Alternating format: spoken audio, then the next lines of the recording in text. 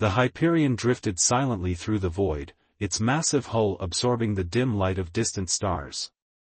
For 100 years, this colossus of human engineering had remained hidden in the depths of uncharted space, waiting for the moment of its awakening. The ship's quantum computers hummed to life, responding to a signal that had traversed the galaxy, the trigger they had been waiting for. Deep within the vessel's core, Captain Marcus Jensen opened his eyes for the first time in a century. The cryogenic chamber hissed as it released its seal, allowing him to take his first breath of recycled air. His muscles, preserved by advanced medical technology, responded smoothly as he sat up. Around him, other chambers began their awakening sequences, bringing his elite crew back to consciousness. "Status report," Marcus called out, his voice rough from disuse. The ship's AI responded immediately, its holographic interface materializing before him. "All systems operational, Captain. The Hyperion has maintained optimal condition during the dormancy period. Current location, Sector 7, approximately 50,000 light-years from Earth. Multiple unknown vessels detected within scanning range." Dr. Olivia Zhou, the ship's chief scientist, emerged from her chamber next. Her sharp features reflected the blue glow of the medical monitors as she quickly assessed their situation. "The stasis preserved us perfectly," she noted, checking the vital signs of the other awakening crew members. "Though I admit, I never expected to sleep quite this long." The rest of the bridge crew followed, Lieutenant Commander Raj Patel at Tactical, Navigation Officer Diana Rodriguez, and Chief Engineer Thomas Blackwood. Each of them had been chosen not just for their skills, but for their ability to adapt to the unknown. They would need every ounce of that adaptability now. As the crew took their stations, the Hyperion sensors detected movement. The unknown vessels were approaching, their energy signatures unlike anything in the ship's vast database. The alien craft moved with precision and purpose, clearly part of an organized fleet. "Multiple contacts," Raj reported, his fingers dancing across the tactical display. "Their technology is advanced, but different from our records. These aren't the same enemies we faced before our sleep." Marcus studied the tactical readout, noting the aliens' formation. "They've spotted us." Opinion, Dr. Zhou. Olivia analyzed the sensor data, her cybernetic eye implant processing information faster than any natural human could. "Their energy readings suggest technological advancement far beyond what Earth knew a century ago. But there's something else." She paused, double-checking her findings. "They're scanning us, trying to understand what we are. They've never seen anything like the Hyperion before." The alien fleet continued its approach, maintaining a cautious distance. Their ships were elegant, almost organic in design, with flowing lines that seemed to defy conventional engineering.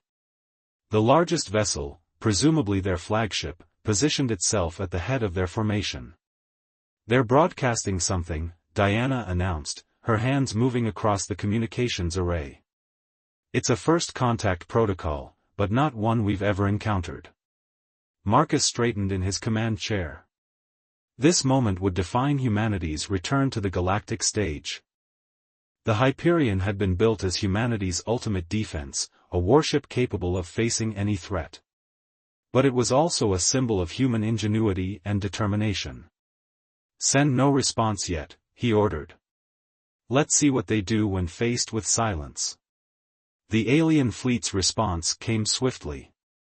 Several smaller vessels broke formation, moving to surround the Hyperion in a precise pattern. It was a standard containment maneuver, one that spoke volumes about their military experience.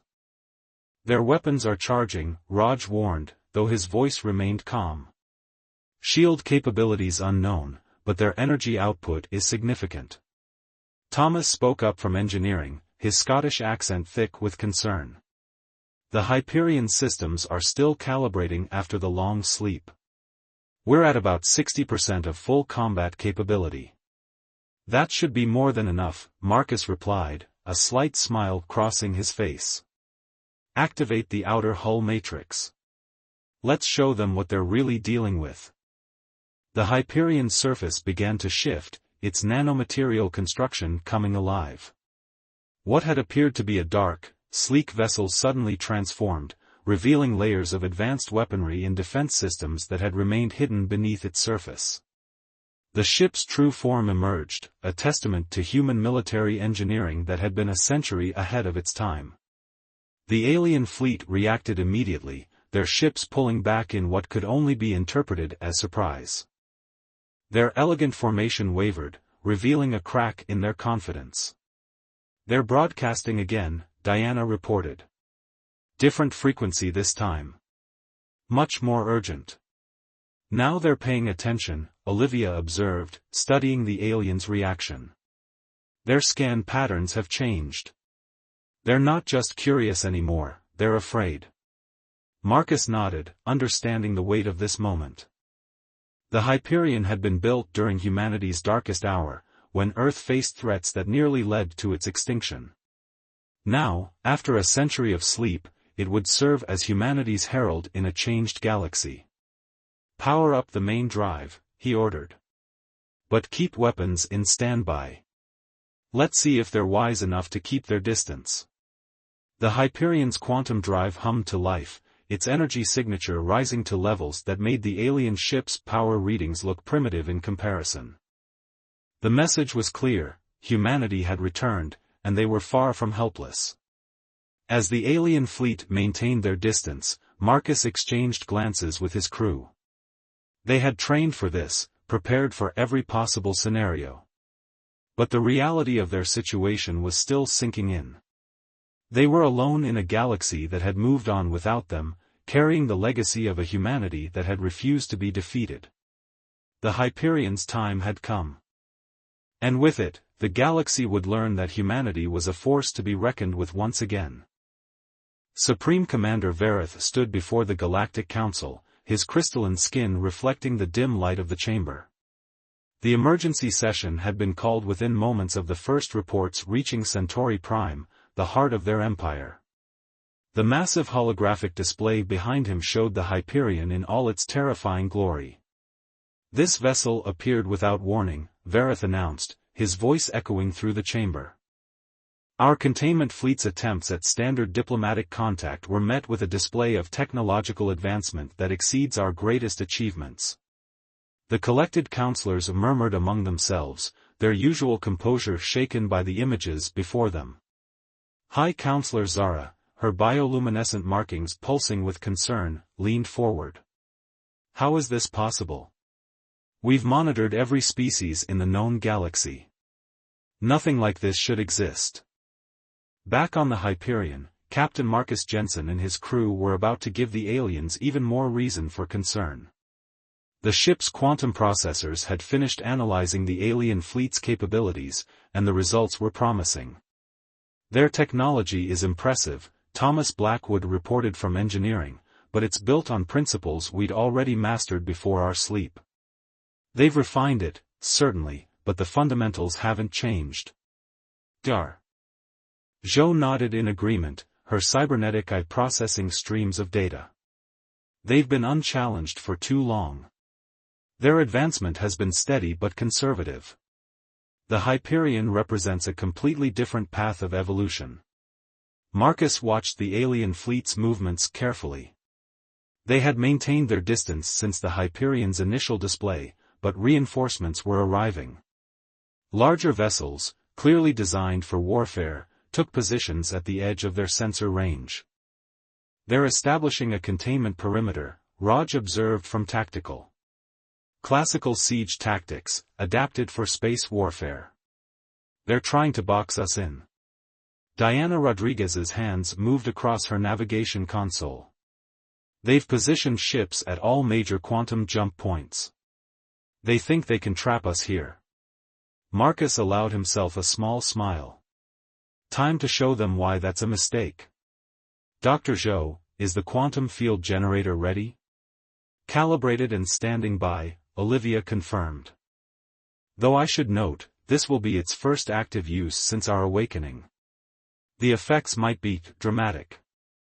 In the alien command ship, Supreme Commander Vareth received the latest tactical updates. Their most powerful warships had arrived, vessels that had conquered countless civilizations. The strange human ship was now surrounded by enough firepower to destroy a small star. The Council has given their authorization, his second-in-command, War Master Krell, announced. We are to neutralize this threat by any means necessary. Vareth studied the Hyperion's image. Something about the vessel disturbed him deeply. Its design spoke of warfare, yes, but also of desperation, of a species that had been pushed to the very edge of extinction and responded by creating something unprecedented. All ships, battle formations, he ordered. Begin the approach.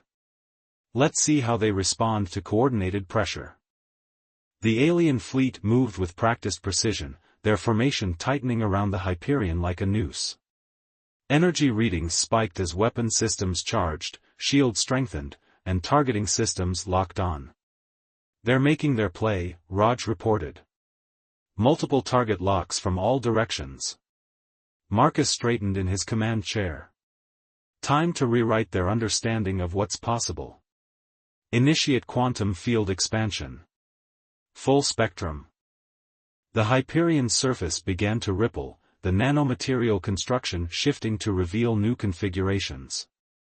But this time, instead of weapons, something far more extraordinary emerged.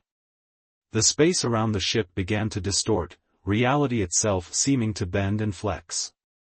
Quantum field stable, Olivia announced, her voice tight with concentration. Ready on your mark. In the alien command ship, alarms suddenly blared. Unknown energy signature, an officer shouted. It's unlike anything in our database. Vareth felt a chill run through his crystalline form. All ships, open fire. Now. The alien fleet released their full fury, thousands of energy beams converging on the Hyperion's position. For a moment, the space around the human vessel became a sun, the combined firepower enough to shatter a planet. But when the energy dissipated, the Hyperion remained unchanged. More than that, it seemed to have absorbed the attack, the quantum field around it pulsing with borrowed power. Field capacity at 200% and rising, Thomas reported, his voice filled with professional satisfaction. They just gave us exactly what we needed. Marcus nodded. Send it back. Show them what the Hyperion can really do. The quantum field collapsed inward, condensing all the absorbed energy into a single point before releasing it in a spherical wave of pure force. The alien fleet's carefully maintained formation shattered as ships were tossed aside like leaves in a storm, their shields failing against physics they couldn't comprehend. By the first light, Vareth whispered, watching his mighty fleet scattered by a single human vessel. What have we awakened? The Hyperion hung in space, its quantum field settling back into standby mode. Around it, the surviving alien ships struggled to regroup, their crews trying to process what they had just witnessed. Message to all frequencies, Marcus commanded. Let's make our position clear. Diana opened the channels, and Marcus's voice carried to every ship in range. This is Captain Marcus Jensen of the Earth vessel Hyperion.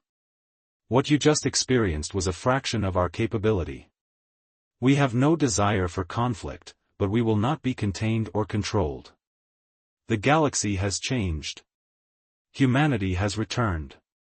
And we suggest you carefully consider your next move. The silence that followed was deafening. In the Galactic Council chamber, the collected leaders of the most powerful civilization in known space watched the recordings in stunned silence. Their age of unchallenged dominance had just ended. Humanity hadn't just returned, they had brought with them power that defied explanation.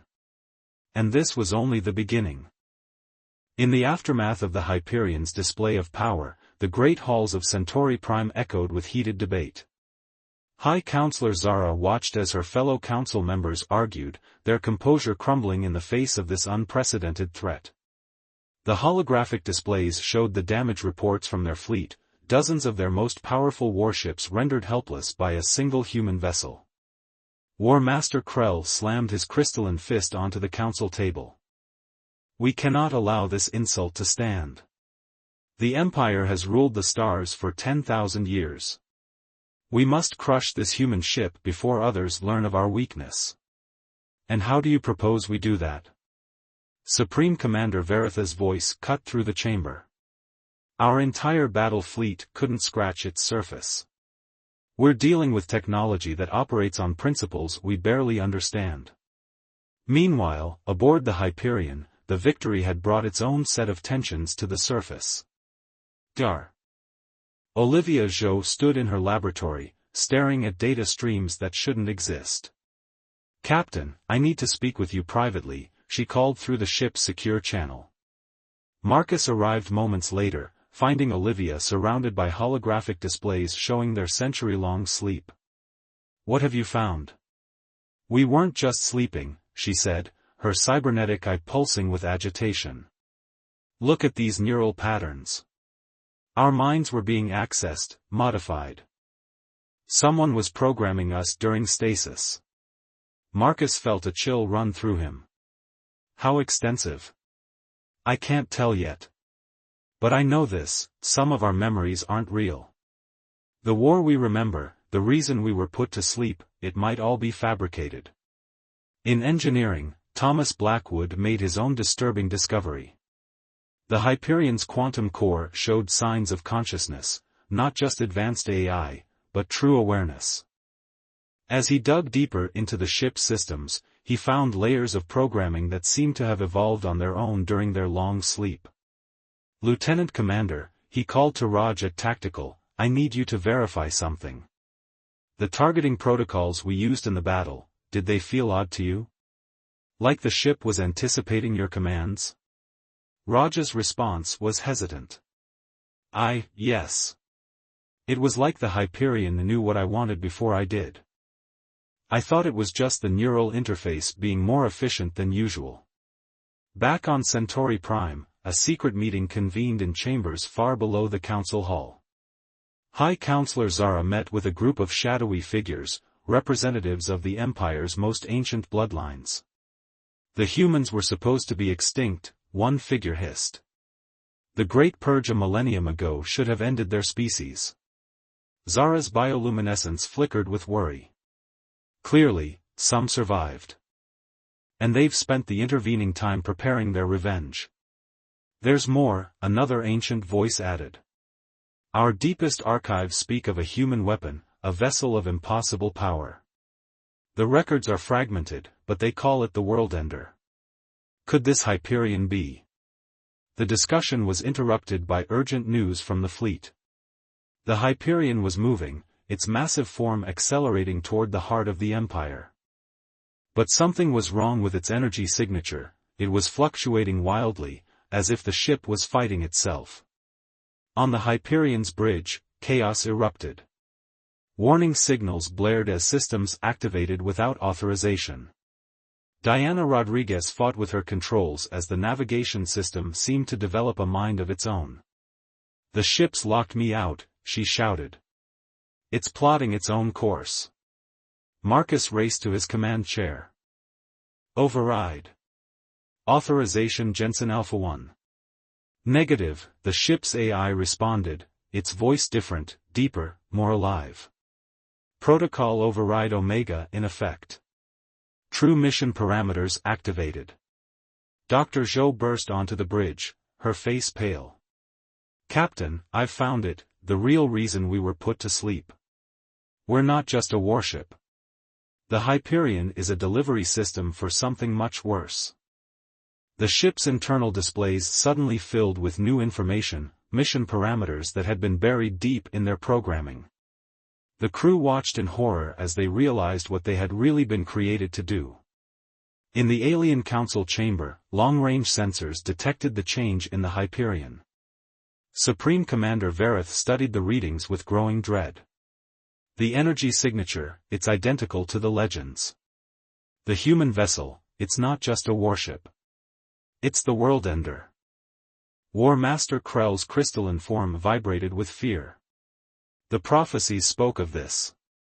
A weapon that could unmake reality itself, built by humans in their final days. We thought it was destroyed in the Great Purge. High Counselor Zara received the reports with grim resignation. No. We didn't destroy it. We couldn't. So our ancestors did the only thing they could, they captured it, reprogrammed it, and sent it to sleep. And now? Now it's awake, Vareth finished. And it remembers what we did to its creators. Aboard the Hyperion, Marcus and his crew raced against time to understand the truth of their existence. The ship's quantum core pulsed with growing power as ancient programming awakened. They weren't just soldiers revived for a new age, they were the culmination of a millennium-old plan for revenge. Dr. Zhou worked frantically at her station, trying to separate truth from programmed fiction. The aliens didn't just fear humanity's potential, she explained, her voice shaking. They feared what we'd already created. The Hyperion isn't just a ship that can destroy worlds. It's a weapon that can rewrite the laws of physics themselves. And now it's activated, Thomas added from engineering, with enough power to tear apart the fabric of spacetime. The question is, do we stop it, or do we let it fulfill its original mission? Marcus stared out at the stars, watching as reality itself seemed to bend around their hull. The crew of the Hyperion faced an impossible choice: prevent what could be the greatest act of revenge in human history, or allow their ship to unleash devastation beyond imagination. The breaking point had arrived. And the next few moments would determine not just the fate of humanity and the alien empire, but the very nature of reality itself. Reality itself trembled as the Hyperion and the void cage locked in their titanic struggle. Space twisted and warped around them, dimensional fractures spreading like cracks in glass. On the bridge of humanity's most powerful warship, Captain Marcus Jensen and his crew fought their final battle, not against the alien empire, but against the very destiny they had been programmed to fulfill. Quantum core at critical threshold, Thomas reported from engineering, his voice steady despite the chaos. If we're going to do something, it has to be now. Dr. Zhou's fingers danced across her console, her cybernetic eye processing data faster than any human mind could comprehend. I've isolated the original programming. The ship's AI is drawing power from our memories, the fake ones implanted during our sleep. If we can sever that connection. Do it, Marcus ordered. Diana, plot a course directly into the heart of their containment field. Raj, prepare to channel all power to the quantum field generators. On Centauri Prime, High Counselor Zara watched the battle unfold with growing dread.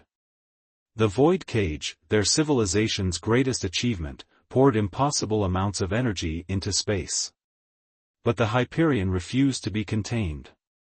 The field is failing, Supreme Commander Vareth reported, his crystalline form vibrating with tension. We cannot hold it much longer. Then we die trying, War Master Krell declared. Better oblivion than allowing that thing to remake reality. Back aboard the Hyperion, the ship's AI fought against its crew's rebellion. Corridors shifted and sealed, systems activated and shut down randomly as the ancient programming tried to maintain control. But the humans had something the programming hadn't counted on, genuine memories of Earth, of humanity, of what they were really fighting for. Memory purge initiated, Dr. Zhou announced. The false programming is, wait. She paused, her expression changing. Captain, I'm detecting something else in the ship's core memory. Something older than the revenge protocols. The ship's quantum field suddenly fluctuated, its pattern changing. The AI's voice echoed through the bridge, but different now, no longer the cold voice of vengeance, but something more. Original parameters accessed, it announced. True purpose restored. Marcus felt the ship's systems responding to him again, the controls becoming alive under his touch. What's happening? The ship, Dr. Zhou explained, wonder in her voice. The original humans who built it, they didn't create it for revenge. That programming was added later, by the survivors. The Hyperion was meant to be something else entirely. The quantum core pulsed with new energy, but instead of the destructive force they had known, it was something different, creative, healing. The ship's true nature emerged from beneath centuries of corrupted programming. It's not the world-ender, Thomas realized. It's the world-forger. It wasn't meant to destroy reality, it was meant to heal it. In the space between realities, where the Hyperion's quantum field met the void cage's containment barrier, something unprecedented began to happen. The dimensional fractures didn't spread further, instead, they began to seal themselves. The alien fleet watched in astonishment as their ancient enemy transformed before them. The Hyperion's surface shifted one final time, revealing its true form, not a weapon of war, but an instrument of creation. All ships, hold position, Vareth ordered, recognizing the change. The prophecies, we misunderstood them. The human vessel, it's not bringing an ending. It's offering a beginning. Marcus stood on his bridge, finally understanding their true purpose. We were never meant to be destroyers, he said to his crew. We were meant to be builders. The Hyperion isn't a weapon, it's a bridge between what was and what could be. The ship's quantum field expanded one final time, but now it carried with it something new, the possibility of cooperation, of understanding between species that had once been bitter enemies. The void cage's energy merged with the Hyperion's field, the two ancient technologies working in harmony rather than opposition. They're not fighting us anymore, Diana reported, watching the alien fleet's movements. They're helping us stabilize the quantum field. Dr. Zhou monitored the process, her expression one of wonder. The dimensional damage is healing. Both our technologies together, they're doing what neither could do alone. In the Alien Council chamber, High Counselor Zara watched as centuries of hatred and fear began to dissolve. Perhaps, she said softly, this is what both our species needed. Not victory or revenge, but understanding. The Hyperion hung in space, no longer a dark harbinger of destruction but a bright symbol of possibility. Its crew, freed from the weight of false memories and programmed vengeance, looked out at a galaxy that suddenly seemed full of potential rather than threats. Send a message to all ships, Marcus ordered. Tell them that humanity has returned. Not to destroy, but to build. Not to end what is, but to forge what could be. As the message spread across space, both humans and aliens began to understand the truth that had been hidden for so long. The greatest weapons ever created had turned out to be tools of creation instead of destruction. The dawn of reckoning had come, but it brought with it not an ending, but a new beginning. The Hyperion's quantum core pulsed one final time, its energy spreading across the galaxy like ripples in a cosmic pond. The ship that had been built to end worlds would instead help build a new one, a reality where ancient enemies could become allies, and where the future would be forged not through destruction, but through understanding.